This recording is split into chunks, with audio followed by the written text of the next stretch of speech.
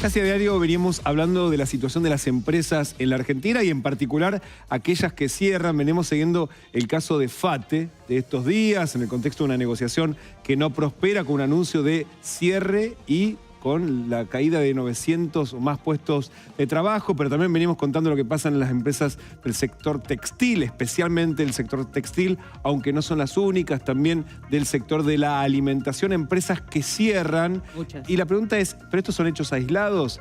La Fundación Fundar, que es un centro de innovación, pensando en políticas públicas para la Argentina, pero también para Latinoamérica, hace mes a mes un seguimiento sobre el monitor de empresas. ¿Qué pasa con el cierre y la apertura de empresas en la Argentina? Así que vamos a ver qué hay precisamente en el último de estos informes para saber si lo que estamos viendo es un hecho aislado o es una tendencia más profunda de lo que está pasando en Argentina. Y por eso tenemos la posibilidad de charlar con Nicolás Sidicaro, que es además licenciado en Economía por la Universidad de Buenos Aires y es maestría en Desarrollo Económico de la Universidad Nacional de San Martín, para que podamos charlar sobre este tema.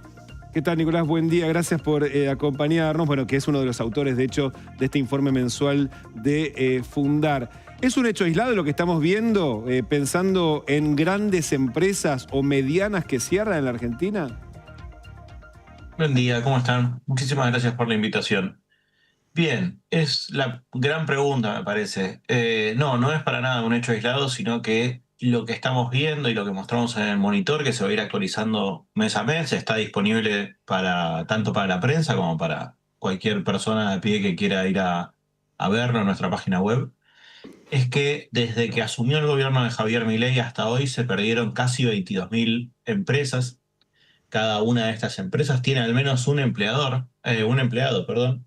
Es decir, puede ser un kiosco de barrio, un almacén, pero también puede ser una radio, puede ser una textil, puede ser una gran empresa como puede ser FATE, por ejemplo, las lácteas que están en crisis, con lo cual estamos viendo que hay toda una situación general de cierre de empresas que no solo fue al principio del gobierno de Javier Milei, que uno diría, bueno, quizás el cambio de gobierno generó un cambio abrupto en la economía, eso hizo un cierre, sino que se cerraron 22.000 desde que empezó el gobierno, 10.000 en el último año, y en el último mes que nosotros tenemos datos, que es noviembre, ya el mes que viene vamos a actualizar a diciembre, también se perdieron casi 900 empresas. Entonces vemos que es algo que sigue ocurriendo y que si uno ve las noticias que están saliendo en los diarios últimamente, sigue pasando esto. Es decir, después de noviembre siguió esa tendencia decreciente.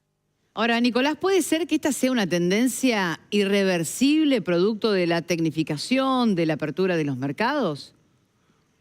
Bueno, ahí nosotros creemos que hay dos formas de ver la situación. Por un lado, todo lo que es la industria, no sé si es irreversible, eso depende más, me parece, de las decisiones que tomen el gobierno acerca de la apertura comercial y el apoyo a créditos productivos, cuestiones por el estilo, que por el momento la apertura se está profundizando, no así una política industrial.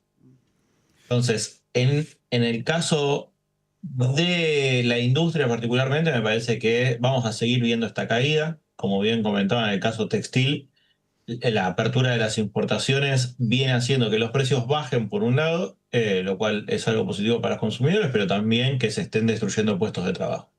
Y después todo el resto del entramado productivo, en algunos casos hay algunas señales de mejora. Puede ser, por ejemplo, todo lo que es el petróleo y la minería, el agro, pero que son sectores que no traccionan tantos puestos registrados. Son muy buenos puestos de trabajo, pero no generan un montón de trabajo. Entonces, lo que vemos ahí es hasta qué punto esos sectores van a poder impulsar, no sé, la compra de ropa de trabajo calificada, que ahí sí se pueda comprar desde la industria textil, o si eso se va a importar. Entonces, ahí va a cambiar un poco cómo le pega a la industria. Y después todo el movimiento de los servicios alrededor, el comercio, el alojamiento, todo ese tipo de cuestiones. Ahora, Nicolás, en el informe de ustedes, sectores que se ven con mucha caída, está transporte y almacenamiento, cultura y esparcimiento. ¿Querés contarnos un poquito esa radiografía? Porque uno se imagina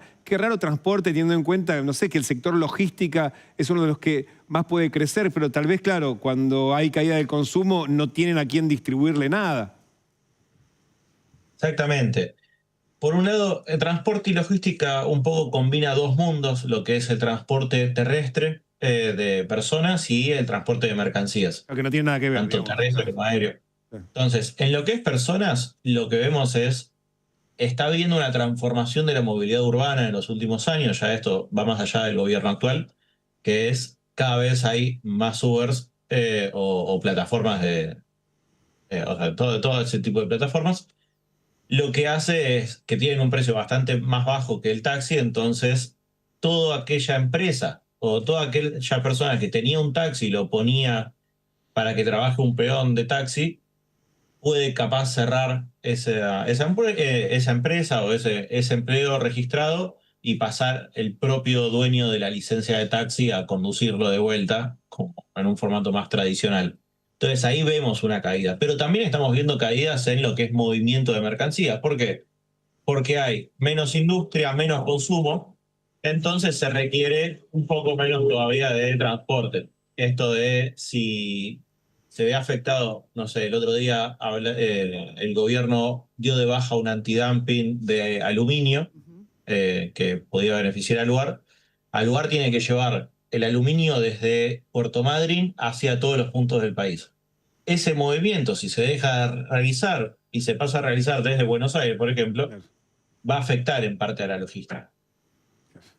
Muy interesante. Nicolás, y ahora para cerrar muy breve, ¿se vivió antes un momento como este, en donde en un periodo tan corto haya habido una caída tan pronunciada de empresas registradas, que estamos hablando además que tienen trabajo registrado, no es una empresa que tiene trabajo de mala calidad? Se supone que estamos hablando de empleos de buena calidad porque son los datos de la Superintendencia de Riesgo de Trabajo. Exactamente, no, es una cuestión inédita. Nosotros, uno de los datos que mostramos en el informe es en los primeros tantos meses de cada gobierno, en este caso llegamos a 24 meses del gobierno de Javier Milei, cómo fue la evolución en la cantidad de empresas desde el punto de partida. Y lo que vemos es que en el mes 24, el gobierno de Javier Milei es el gobierno que más perdió cantidad de empresas desde el 2003 hasta ahora. Tremendo. Más incluso que la pandemia, que el gobierno de Alberto Fernández en los primeros 24 meses, que estuvo muy vinculado a la pandemia.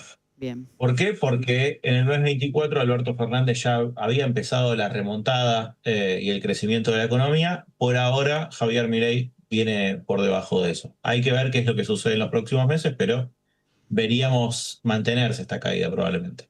Gracias, Nicolás, por los datos, por los aportes, por un informe realmente muy, pero muy interesante. No, muchísimas gracias a ustedes por la invitación. Que tengan un buen día.